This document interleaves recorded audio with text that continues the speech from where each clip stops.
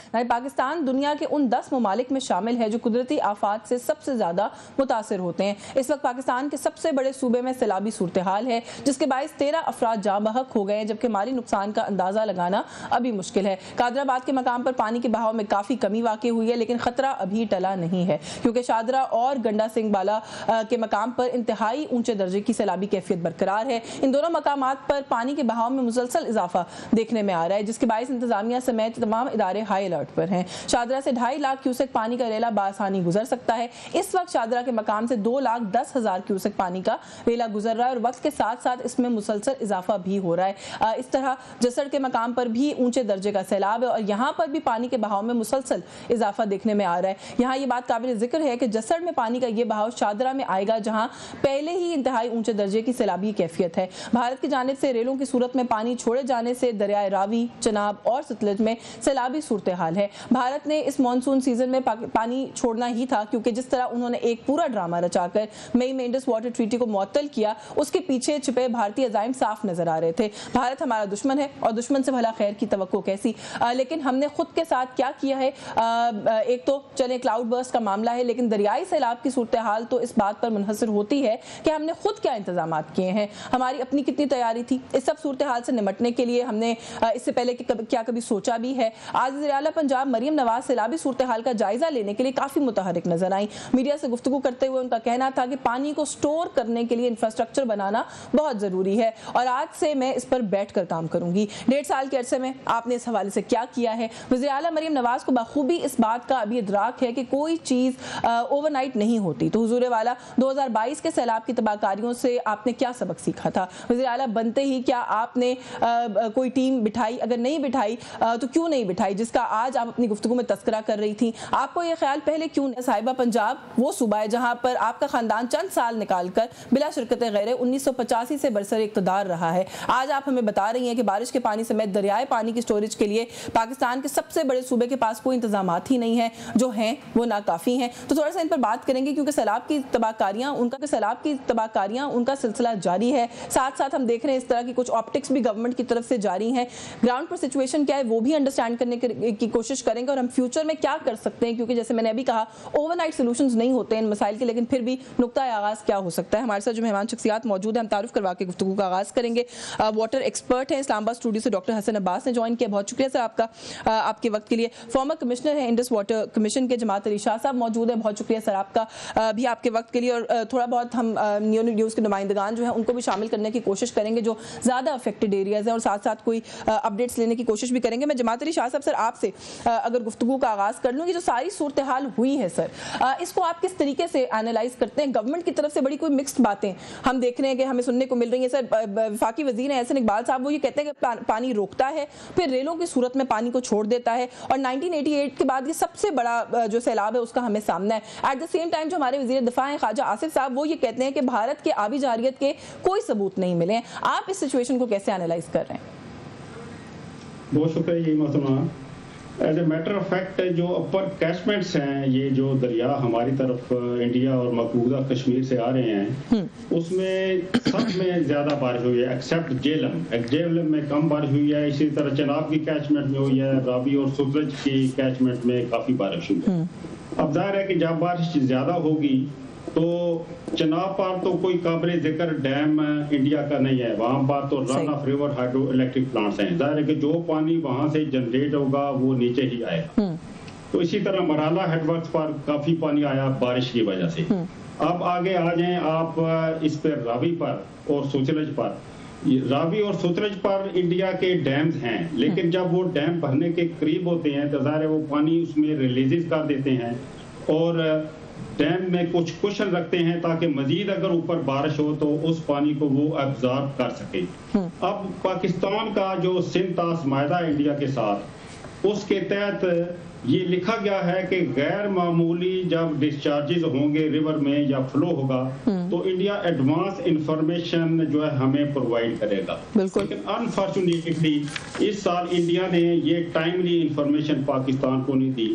جو پہلی انفارمیشن انہوں نے ہمیں دی وہ انہوں نے جموں توی کی دی، جو کہ ایک برانچ ہے دریائے چناب کی، اور اور جموں توی کا جب انہوں نے وہ ڈیٹا دیا ہمیں تو ظاہر ہے کہ 4-5 گھنٹے میں وہ پانی مرالہ ہیڈ ورکس پہنچ جاتا ہے، اور ساتھ اس وقت انہوں نے چناب کی فکر نہیں دی.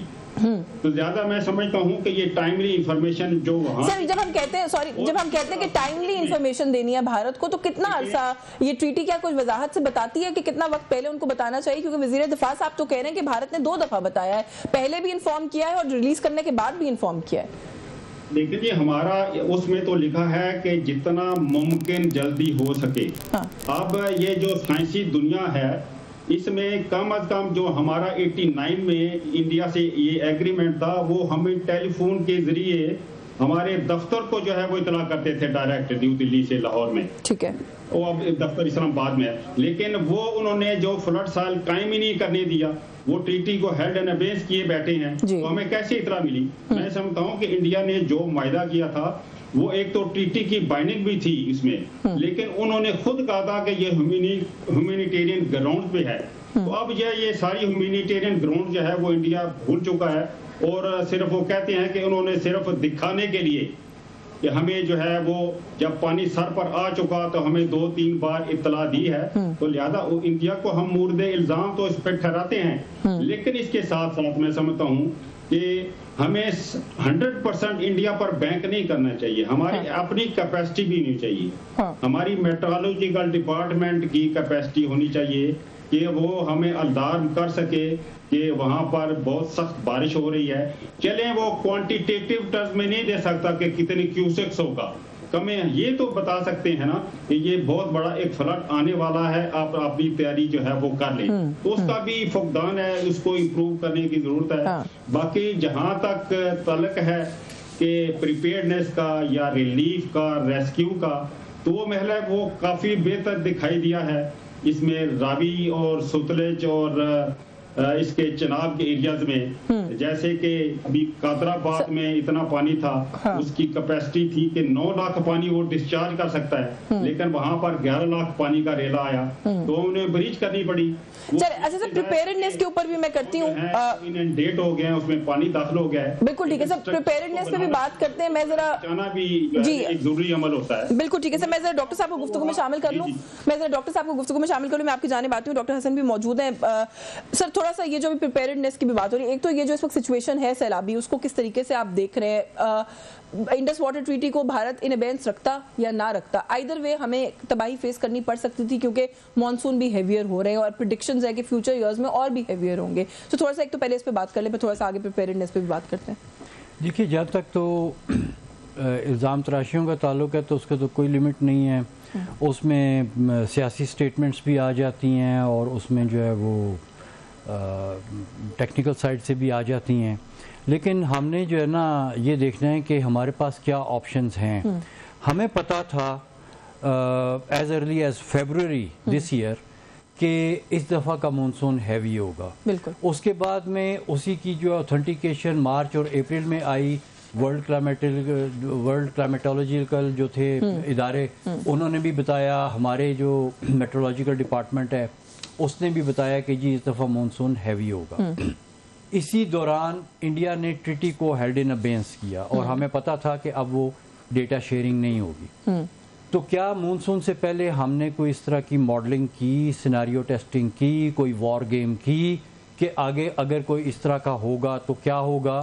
کیا ہم نے کوئی پروسیجرز میں جو ہے وہ رد و بدل کیا؟ کیا اس کو ہم نے کوئی ٹیسٹ کیا گراؤنڈ کے اوپر؟ کوئی کمپیوٹر سیمولیشنز ہم نے کی کہ کیا ہوگا کیا نہیں ہوگا؟ کوئی ہم نے ارلی وارننگ کے سسٹم، اگر دیکھیں نا، اگر ویسے ٹیکنیکلی پچھلی دفعہ جو ہے وہ ایسے سیلابوں میں انڈیا نے ہمیں بتانا تھا تو انہوں نے کس وقت بتایا اور کیا بتایا اور ہمارے آگے سے کیا، اس کی بیس کے اوپر ہم نے کچھ کہا کہ اگر اس دفعہ وہ نہیں بتاتے یا دیر سے بتاتے ہیں تو ہم نے کیا کرنا ہے. اور پھر جو وہ چیز بتاتے ہیں، اب یہ بھی ایک بڑی امپورٹنٹ چیز ہے کہ وہ جو چیز وہ بتاتے رہے ہیں جب تک ٹریٹی چل رہی تھی ان کی، تو اس کے بعد میں جب انڈیا سے وارننگ آتی ہے ٹریٹی کے حساب سے، تو اس کے بعد میں آگے کیا کیا عمل دہرایا جاتا ہے جس کے پورا ہونے سے ہمارے لوگوں کی سیفٹی میں اضافہ ہوتا ہے. وہ انفارمیشن سب سے پہلے کس کے پاس آتی ہے، پھر وہ آگے سے اس کو کس طرح سے ڈسیمینیٹ کرتا ہے، اور اینڈ آف دا ڈے جو بندہ ولنریبل ہے, جو اس فلڈ کے زد میں آ رہا ہے, اس کے تک انفارمیشن پہنچانے کا ہمارا کیا پروسیجر ہے, کیا طریقہ ہے؟ نہیں, انفارمیشن تو سر پہنچانا دور کی بات ہے. اب حکومت نے یہ بات کہی ہے کہ ہمیں 10 دن پہلے پتا تھا کہ پانی آئے گا, کچھ علاقے بھی ہم نے آئیڈینٹیفائی کر لیے تھے, لیکن جو ایویکویشن کا عمل ہے اس کو ہم نے آخری وقت تک جو ہے مؤخر کر کے رکھا اور آخر میں کی ہے ایویکویشن. دیکھیے ناکامی ہے, نااہلیت, یا کوئی میتھڈ ہے اس میڈنس میں, یہ پروسیجر ہے؟ میرے خیال میں یہ جو میتھڈالوجی ہے نا, جو اوپر کے لیول پہ تو بڑا کچھ ہوتا ہے, جو گورنمنٹس ہیں, سینٹرل گورنمنٹ ہے, آپ کی پروونشل گورنمنٹ ہے, اور even down to district governments بھی کافی ہل جل ہوتی ہے, کافی لوگ کام کرتے ہیں. لیکن جو موسٹ امپورٹنٹ جگہ ہے جہاں پہ کام سب سے زیادہ ایکچولی ہونا چاہیے, وہ کمیونٹیز ہیں آپ کی, وہ لوکل گورنمنٹ ہے. لوکل گورنمنٹ کے پاس پریکٹیکلی نان ایگزسٹنٹ بھی ہے, ویسے پریکٹیکلی نان ایگزسٹنٹ ہے. تو بیسیکلی تو at the end of the day تو وہ بندہ ہے جو فلڈ کے راستے, اس کے پاس کیا انفارمیشن ہے, اس کو کیا پتا ہے. مثلا میں وہاں پہ بیٹھا ہوں, مجھے فون کے اوپر یا مسجد میں اعلان ہوتا ہے کہ جی فلڈ آ رہا ہے. اب میں نے کیا کرنا ہے؟ کیا میرے پاس کوئی پلان ہے؟ مجھے کسی نے کوئی پلان دیا ہوا ہے؟ میرے گاؤں کے لیے کوئی سیف جگہ بنی ہوئی جدھر میرے گاؤں نے جانا ہے, اور ساتھ والے گاؤں کے لیے جگہ بنی ہوئی جدھر انہوں نے جانا ہے؟ کیونکہ اندر سے لیڈرز لے کے بھی یہ کام کیا جا سکتا ہے اگر پرائر کوئی اس چیز کو اٹینشن دے تو. کمیونٹی انگیجمنٹ بہت ضروری ہے, اور کمیونٹی ڈیولپمنٹ اور کمیونٹی کو انوالو کرنا بہت ضروری ہے. It's very important. اس طرح کی سچویشن کے لیے ہم لوگوں کو پریپیئرڈ ہونا چاہیے, لیکن ہم انفارچونیٹلی نہیں ہوتے. ہمارے ساتھ جو ہمارے نیوز کے رپورٹر ہیں ناصر علی, چنیوٹ سے جو ہے وہ کور کرتے ہیں نیو کے لیے, ہمارے ساتھ موجود ہے. بہت شکریہ ناصر آپ کا پروگرام میں وقت دینے کے لیے. مجھے ایک بریک لینی ہے, بریک سے پہلے ایک مختصر اوور ویو اس وقت دے دیجیے کہ آپ چنیوٹ میں ہیں, وہاں پر اس وقت کیا صورتحال ہے؟ جی اشوین جمال صاحبہ, السلام علیکم, بہت بہت شکریہ. چنیوٹ شہر کی تاریخ میں 33 سال بعد دریائے چناب کے مقام پر اتنا بڑا سیلابی ریلا گزر رہا ہے. قادر آباد کے مقام پر 9 لاکھ کے قریب سیلابی ریلا چنیوٹ میں دریائے چناب سے گزرنے جا رہا ہے. اس وقت تقریباً 6 لاکھ کیوسک سے زیادہ سیلابی ریلا چنیوٹ سے گزر رہا ہے, جبکہ مزید 4 لاکھ کیوسک پانی کی آمد متوقع ہے. 8 لاکھ کیوسک کے قریب دریائے چناب میں پانی کی بحث ہے. بات کی جائے نقصانات کی تو تقریباً 150 کے قریب دیہاتوں میں پانی داخل ہو چکا ہے, اور 300 کے قریب چھوٹی بڑی بستیاں بھی زیر آب آئی ہیں. کانجو سٹیڈیم نہر اور بوانا نہر میں شگاف پڑا ہے, جس سے متعدد فصلیں اور آبادیاں زیر آب آ چکی ہے. محفوظ مقامات پر منتقل کیا جا رہا ہے, جبکہ اقدامات کے حوالے سے ریسکیو 1122 کی جانب سے 12 مقامات پر امدادی اور ہنگامی. اچھا ناصر, تھوڑا سا اس حوالے سے میں اور بھی آپ سے اپڈیٹس لوں گی.